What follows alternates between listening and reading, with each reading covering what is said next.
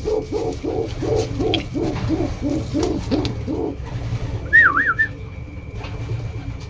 tropa kalapatid, sa lahat ng nag-ibot sa Pilipinas, this is Video Loft. Mun ko pala nagbabalik. Pinasok natin yung loft ng finishers natin mga kalapatids. Eto sila, oh yan ah.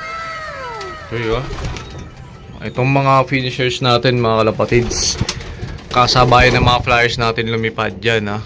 Hindi porke tapos na sila sa karera eh, hindi na natin sila parorondahin or palilipa rin. Mas maganda pa rin yung may lipad talaga no, mga kalapatids, kasi sila yung mga future breeders natin and ongoing breeders natin mga kalapatids. So ito mga kaibon, ito si Reiso. Ito na lang yung kaisa-isa nating Reiso line na nandito dahil nga yung kanesmate niya na Reiso din, pareho sila slate grisel. Bali yun kasi ano lang yun, Sorsogon finisher lang yun. Nawala yun mga kalapatid, sa ronda lang mga kaibon. So hindi natin masabi talaga. Hindi mo malayuan inuwian niya, pero simpleng ronda nawawala pa.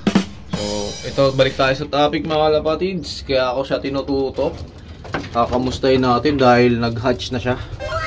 So, mga kalapatids, yung second egg niya nag-hatch lang kahapon. Kaya naisipan ko mag-vlog ngayon mga kalapatids para ito medyo matapang to. So, masakit yung mga ayun, no? Masakit yan mga kalapatids. Ang tulis ng ano na ito eh. Dahil lang patingin lang nung tignan nyo na mahina kay mga kalapatids. Ito kung nanonood kayo, mga talagang subscriber natin, siguro mga 5 vlogs away, yung wala silang dito, wala silang pugad mga kalapatids. Bali dito lang sila sa plastic matting nag-itlog.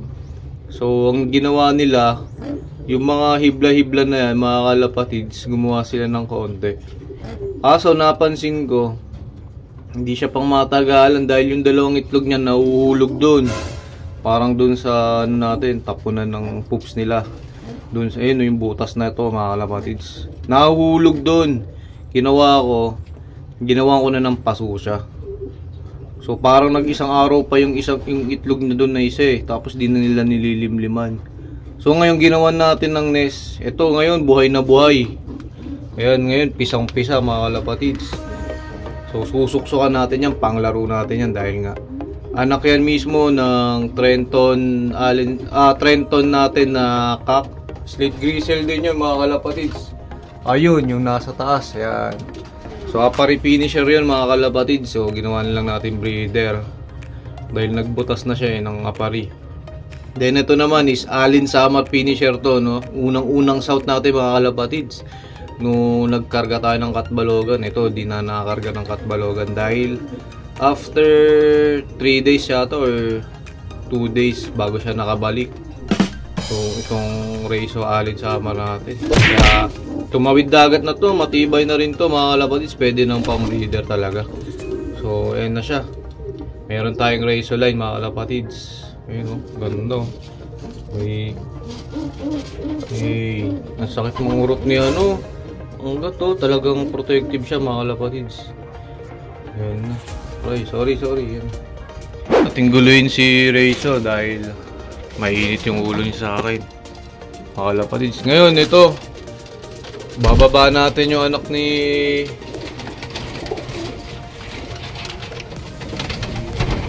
ito yung anak nila Hoopman natin. Double matnog.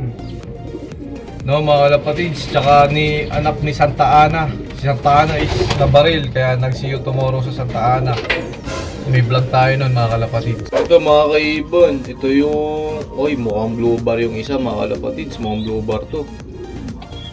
Ayun, mukhang hen to mga kalapatids, kasi ito kak yung blue bar checkered. Kak yung blue bar checkered.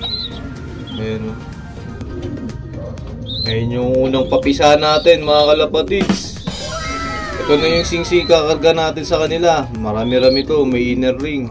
NHPC tsaka NFU. Dodoble natin siya mga kalapatids. Dahil di pa nga tayo nakakabili ng BBCM. Dahil sige, unahin na muna natin yung NHPC dahil marami-rami.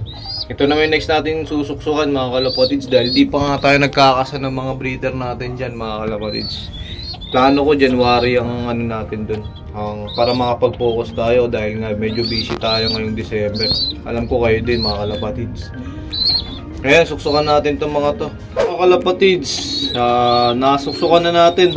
Kaso may dumugo dito yung sa malaki, mga kalapatids. So I highly suggest mga kalapatids, kung yung club ring nyo is may inner ring, 5 days old mga kalapatids, suksukan nyo na.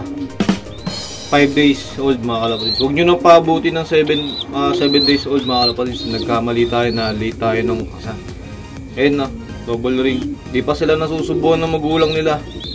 Ayan, para at least di pa sila busog. Kasuksukan tayo. Ayan, double ring sila mga kalapatids. Pareho sila magkapatid, magkasunuran yung number. NHPC tsaka NFU lalaruan na ito mga kalapatids, double ring. Ito, pang ano natin, pang support natin sa magsusubo sa kanila, sa magulang nila. Kaya nga, pinalitan natin yung nest dahil madumi nga yung nest nila dun sa taas. So ito mga kalapatids, binalik na natin sila. So, nagpalitan tayo ng nest. Medyo yan nga, yung first week ng pagsusubo talaga mga kalapatids, talagang medyo medyo madungis mga kaibon dahil ano nga yan, pagkalakasan ng pagsusubo ng mga ng mga breeder mga kalapatids. Pero ito okay na, nasuksukan na natin. Next natin susuksukan ito sila Reiso. Lahi naman ni Reiso. Ngayon, ayaw rumonda ni Reiso, naka-open off tayo ng mga ng finishers loop natin. Nagliliparan ngayon yung mga finisher natin. Kalapatids, nag-aalisan yung mga breeder natin. Ito, makikita natin, malapitan yung inakay. Uy, late pa guys. Kakapisa lang ka po, kakalabas lang na ito. Maliit to, tulog-tulog oh. Ayun mga kalapatids. Tagalin natin to. Ba matusok sila eh. Ayan na. Meron tayong Reiso dito. Tapos meron din tayong Cookman sa taan na finisher natin mga kalapatids. Ito, double matnog. North and South mga kalapatids. Yung line na to mga kalapatids. Ayan sila.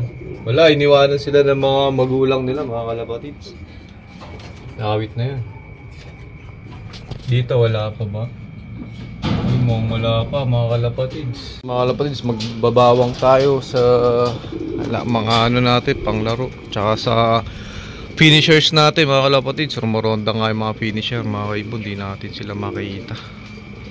Ito tayo. Garlic mga kaibon. Para sa nila, health. Good for the health. Dahil mahaba-haba nga yung pahinga. Ito na mga kalapatids, ready na yung bawang natin. Yan. Bigyan natin yung finisher tsaka mga flyers natin mga kalapatids.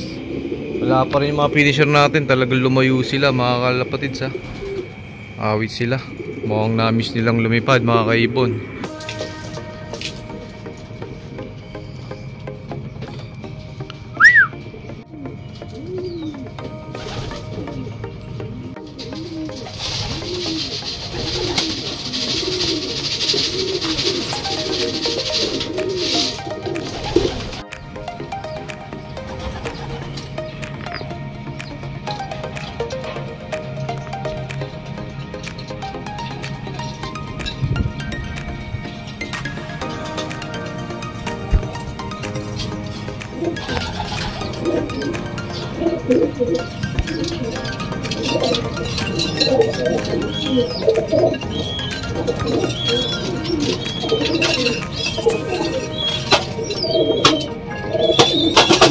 Ito mga lodi, bali singsingan na rin natin tong Reiso tsaka Trenton X Reiso natin mga kalapatids.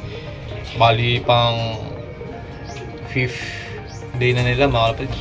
5 days old ito, para medyo di tayo mahirapan magsuksok mga kalapatids. Ito mga kalapatids, nasuksokan na natin. Ayan, double ring nga yan, may inner ring isa.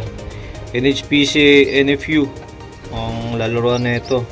Ito medyo mamonitor natin dahil medyo maluwag sa kanya yung isang, ito yung NFU, kulay green natin sa kanya.